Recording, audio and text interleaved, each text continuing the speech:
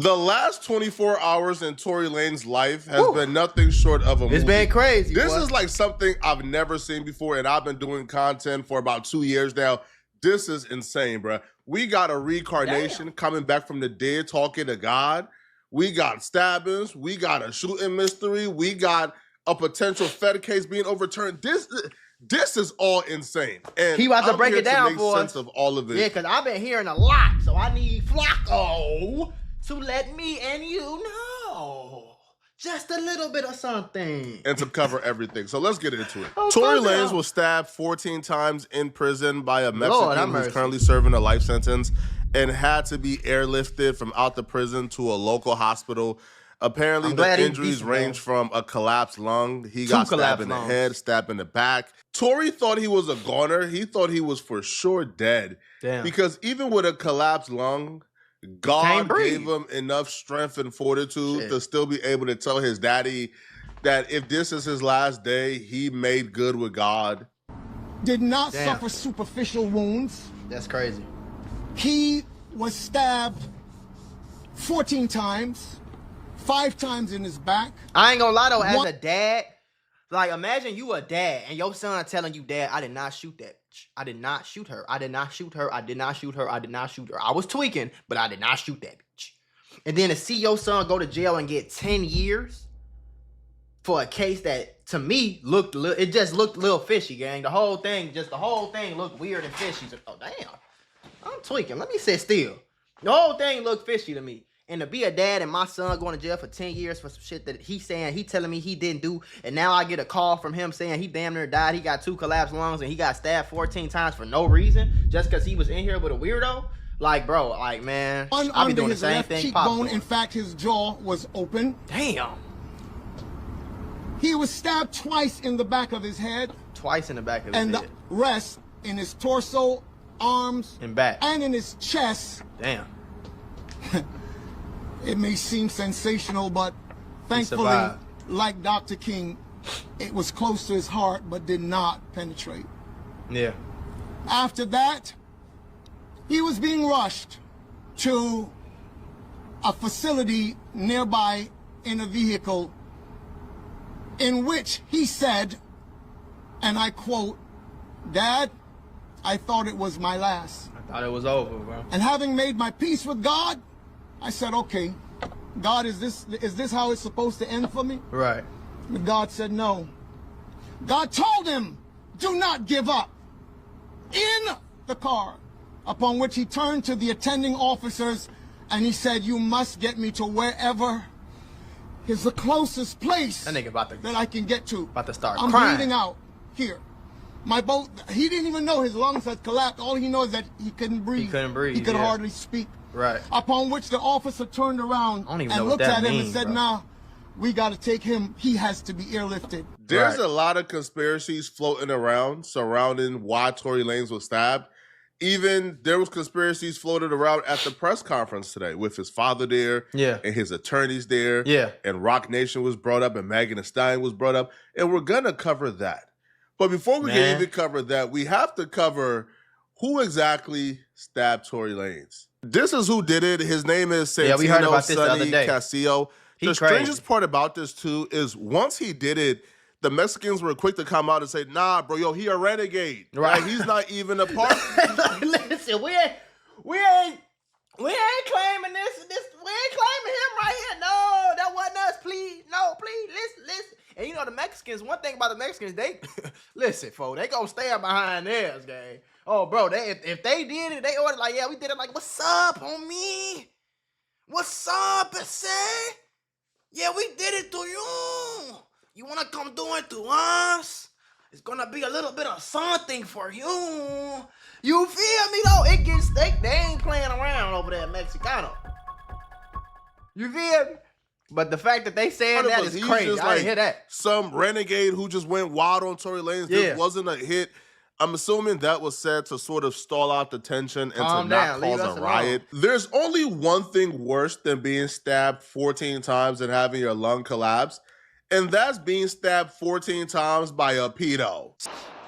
I want to put y'all on to some of the easiest money you'll ever make in your life. Freecash.com is a website that allows you to literally get paid hundreds of dollars just for playing video games on your phone. All you need is an email and a password. Follow the directions on each of the campaigns and you can earn at least $100. My personal favorite game to play was Sunrise Island, and when I clicked on it, they had a $370 bonus. I got $370 just for playing a video game on my phone. On average, it only takes about 17 minutes for most people to start earning money on freecash.com. So if you need some free, easy, extra money, go to freecash.com, click the QR code right here, or go in the description below and start getting that bag. You did?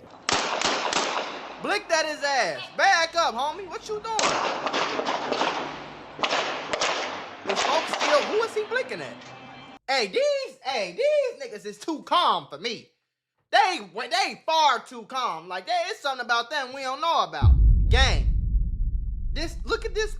Sonny was sentenced to life in prison for shooting and killing his 13-year-old girlfriend after an argument. He was 20. So the paperwork says that two relatives heard 22-year-old Santino Sonny Casio arguing with his blank girlfriend, we can't say the age, on YouTube, minutes before she was shot in the face with a shotgun.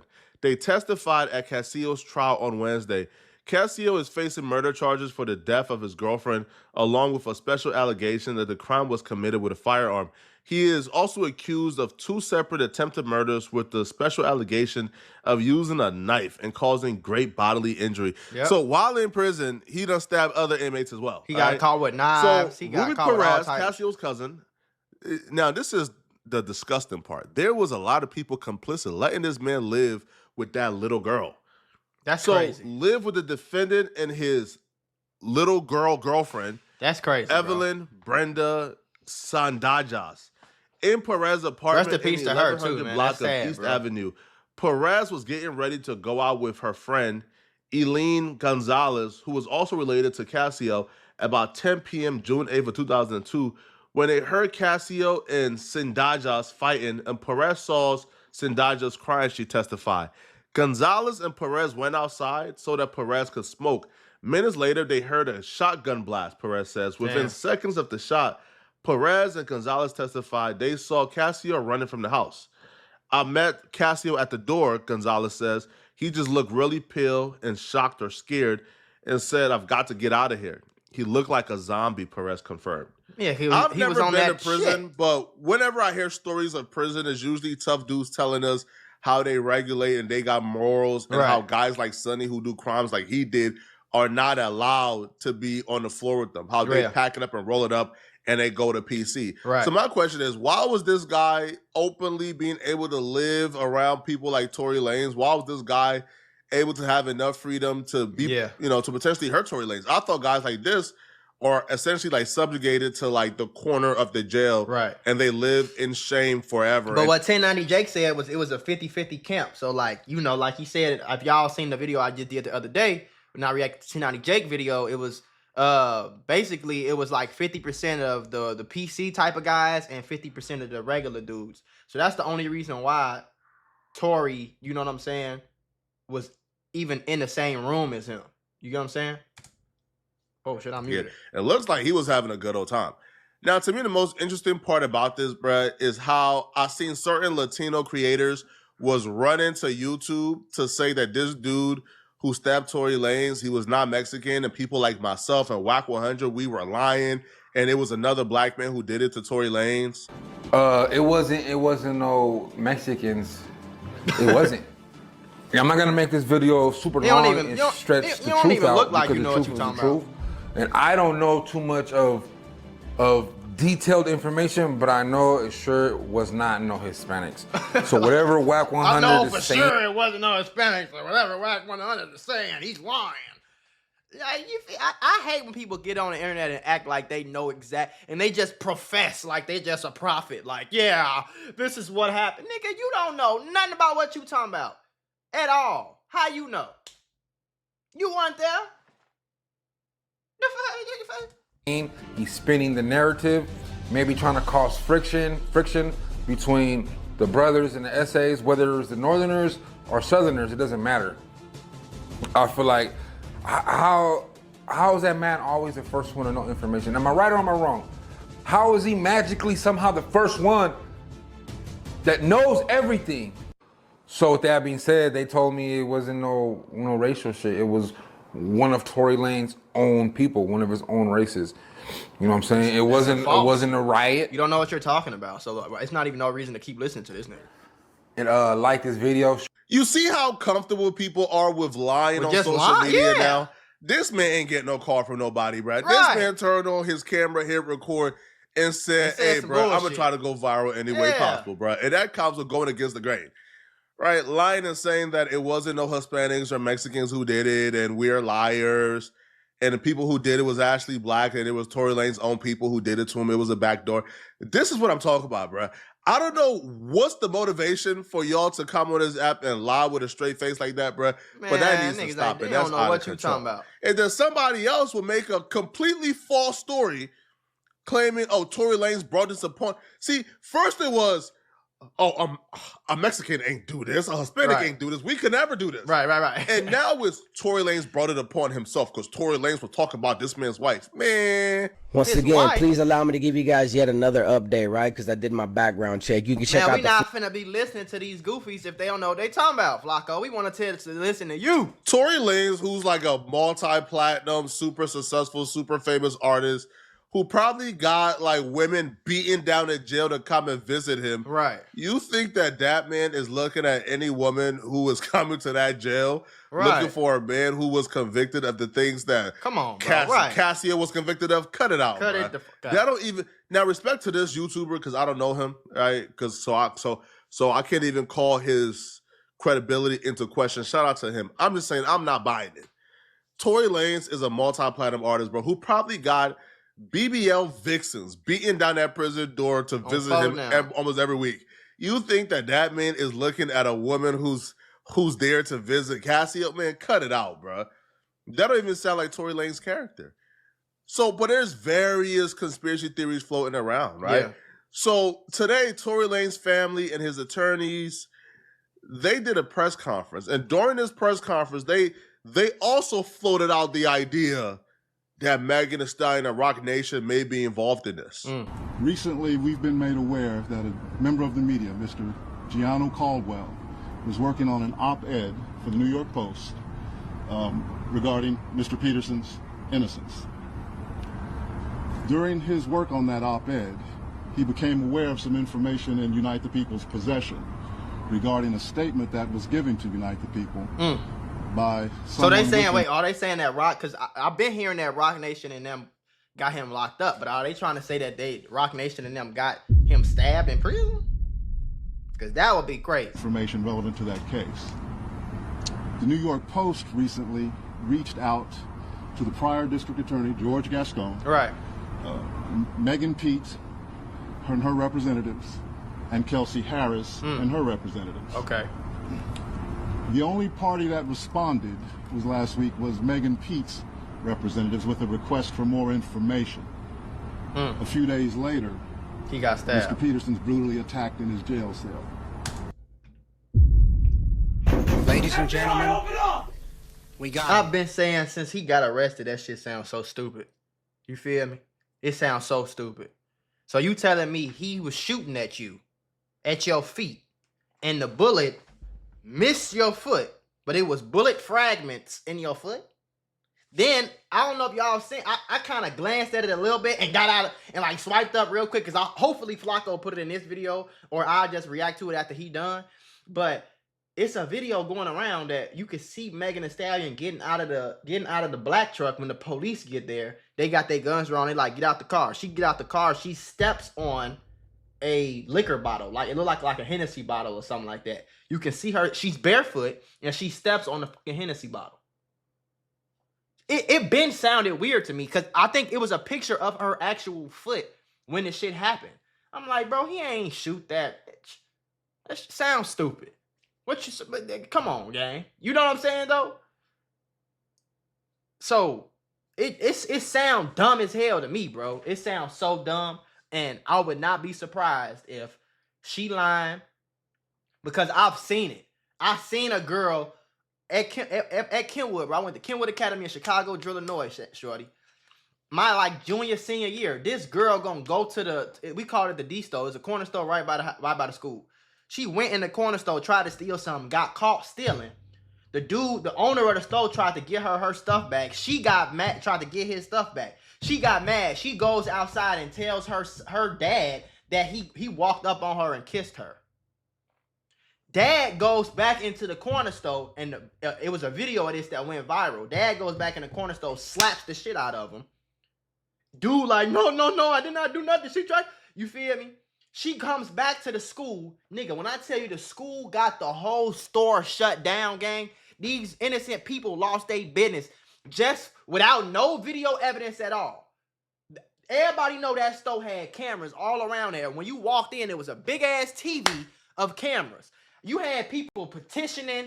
You had girls, motherfuckers starting clubs in the school. She giving out speeches, all to find out that she was lying. And it was on camera that she stole something. He tried to snatch it back. She went outside and lied about it. So I seen girls you know what I'm saying? They don't want to look stupid, so they just keep up the lie. Girls are evil, gang. And they got too much power, so it just bring out even more evil in them, gang. It's a lot of girls. If Megan was managed by anybody else, I will look at Tory Lanez and his team and laugh about the building. But he I would bro, get out, bro. You're crazy. Like, right. what, like Megan Thee Stallion, like put a hit out on Tory Lanez? Right. But she's managed by Rock Nation, bro. And the only man I feel like the industry fear more than Diddy is Jay-Z. Jay-Z is like Diddy, but Jay-Z is just way more cunnier, way more underhanded. Jay-Z is super slick. Diddy was just out there, absolute tool who was moving wild and free. Yeah. Jay-Z is a more quiet and shit. Yeah. Jay-Z got somebody underneath him called Desiree Perez, who, if you guys don't know, she was working for the cartel before she wore a wire on the cartel. Desiree Perez is somebody who could pick up a call and get you more money than you deserve on any deal you want in this industry due to the stronghold she has on this industry. And it's still a mystery. It's still a mystery why Desiree Perez has a stronghold on the industry. Right. Desiree Perez isn't somebody with a lot of experience. Power. She isn't somebody who had this super and uber illustrious career in the industry. Right. Desiree Perez essentially came out of nowhere, started working for Jay-Z after snitching on the cartel. And Desiree Perez right now is like the most powerful woman in the industry. And nobody knows why. Yeah, exactly. Nobody has a clue. And that's scary, Nobody knows, bro. That's spooky. Why is the industry bowing down to Desiree Perez? Is it because of her connection to Jay-Z? It can, because a lot of people is connected to Jay-Z. There's a lot of agents and employees at Rock Nation. Desiree Perez just happens to have the juice. And one can say it's probably the ties to the cartel. She probably knows how to make the skeletons disappear. So because Megan Thee Stallion is managed by Desiree Perez, and Desiree Perez have shown she has some spooky shit going against on. Tory Lanez. Right. It feels like there could be something to it, man. I'm not ready to say yes, but Desiree Perez, man, and that subject is just... Desiree Perez is the only woman to ever openly rat, and every rapper embrace her. This isn't a woman who told as a bystander. No, she was in the cartel after she was engaged in helping the cartel traffic hella drugs. Right. This is a woman you don't want to play with, bro. Yeah. Even me speaking about her, I feel uncomfortable. Bro. Especially in LA, boy, you better going up against some giants here, bro. I'll be real with y'all, bro. But them throwing that out there like that, I think is kind of irresponsible, because if you don't know for a fact, I guess you're just throwing the facts out there. Hey, he just throwing the facts out. He ain't really accused her or nothing. He just said this happened. A few days later, he gets stabbed by some random dude in a 50-50 camp where he been perfectly fine this whole time. And we ain't heard about no fights, no stabbing, no hole, no lockup, no none of that. He in there dropping songs, all type of shit. He recording songs on the phone. He chilling up in there. One day he wake up and get stabbed 14 times, and that dude tried to kill him, bro. Some random lifer tried to kill this man. Of all the people, if he was lashing out and he was just some random crazy dude, you could tell that it was planned, bro. This shit happened first thing in the morning. This wasn't no wake up, I'm finna stab the first person I see. Because if that was the case, he would have did it to his damn cellmate. Why this random dude who probably never even interacted with Tory Lanez a day in his life? Why is this random dude just waking up, seeing Tory and going wait till Tory turn around and go and stab him in his back 100 million times? It sound weird, don't it? Don't it sound kind of weird? It sound weird. It sound a little sweet to me, Sweetness. I ain't gonna lie to you. Happened and this happened and this happened and this happened, and you're not really assigning any links to what happened, but just putting it out there this way sort of assign blames to Megan Thee Stallion for Tory Lanez stabbing.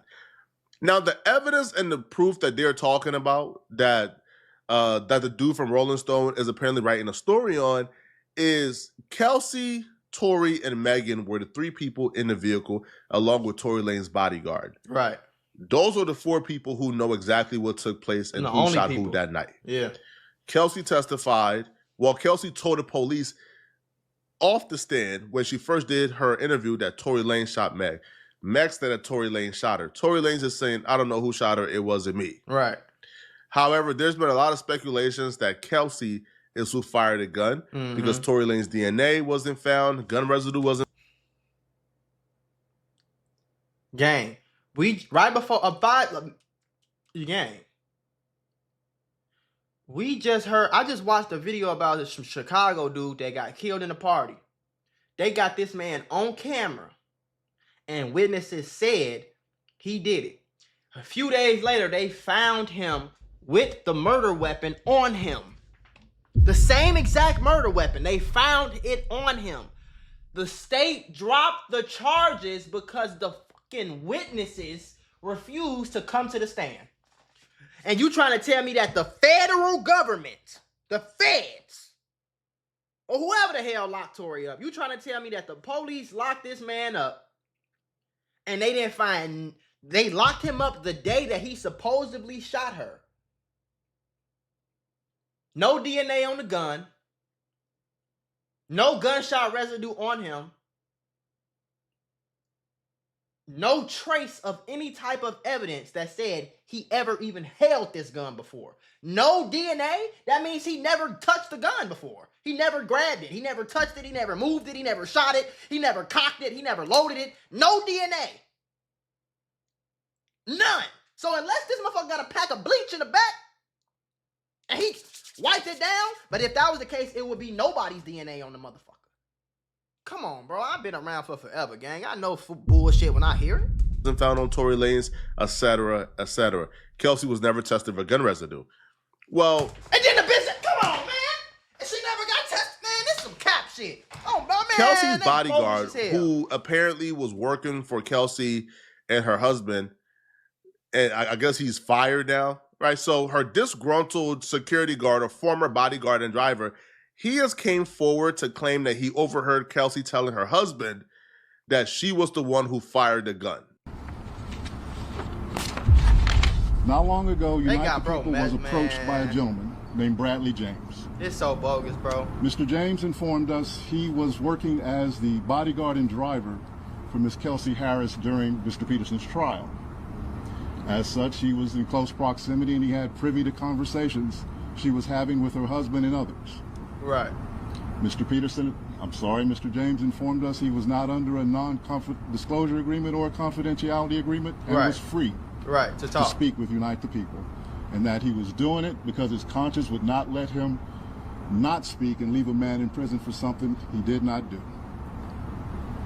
Mr. James informed Unite the People that he was witness to the conversation Miss Harris had where she stated she had the gun, she fired it 3 times, Mr. Peterson grabbed her arm and knocked it down, and the gun fired 2 more times.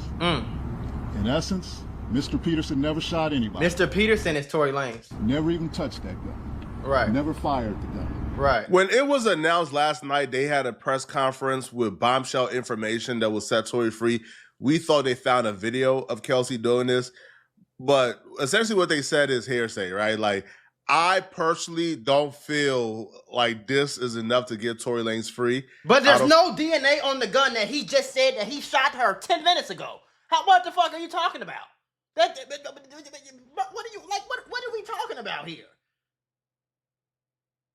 It wasn't like this shit happened a week ago, 3 weeks ago, 2 months ago. This shit happened that night. The police got them that night out of the truck. There's no DNA evidence on the fucking gun. And then the girl who he said shot her didn't even get fucking tested Come on, man.